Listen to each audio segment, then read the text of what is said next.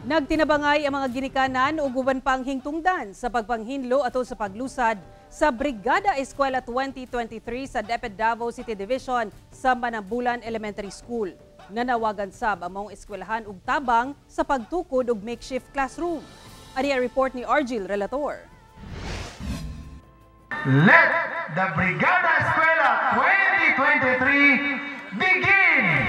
Bitbit ang ilang mga sanggot ug silhig. Nagtinabangay ang mga ginikanan ug partner agencies sama sa kasundaluhan sa pagpanghagbas sa mga sagbot ug pagpanghipos sa mga basura sa Manambulan Elementary School nga mao'y venue sa Brigada Eskwela 2023 kick-off sa DepEd Division of Davao City. Para sa makatabang buta sa school, malimpyo ang school, di na kinahanglan nga magbayad pa ta para kuan no. So kita na mga parent ang mo limpesa dire sa atong eskwelahan. Importante sa ko ang pag-appeal sa Brigada Eskwela para makatabang sa eskwelahan o para po sa mga bata. Para malimpyo ang ilang eskwelahan o ready na para sa school opening po. Present sab ang private stakeholders nga nagdonar og mga kagamitan sama sa pintura ug uban pang supply sa eskwelahan. Lakip sa Brigada Projects sa maong eskwelahan, mao ang pag-abli sa Learner Rights and Protection Office, school playground ug pagmontar og Gender and Development Corner.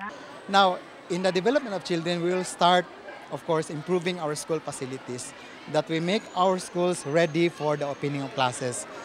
Pinakadakong hagit sa maong eskwelahan sa pag-abli sa klase, mao ang paggamit og makeshift classrooms. Busa, nanawagan sila nga matabangan sila sa pagtukod og bagong makeshift classrooms nga kasaligan ang pundasyon.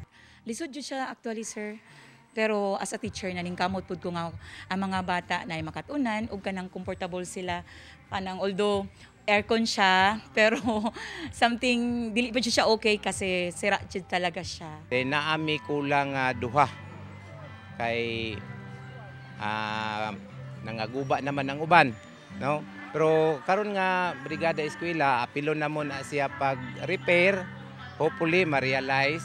Sumala sa DepEd Davao City Division, doon na gitaganang pondo ang Davao City LGU alang sa pagpatukod og classrooms pinaagi sa Special Education Funds. During the SOCA ni Mayor Baste, nag-allocate ta og funding 1 billion, no, for the classroom construction sa atong mga schools, at the same time payment po sa atong mga auxiliary teachers.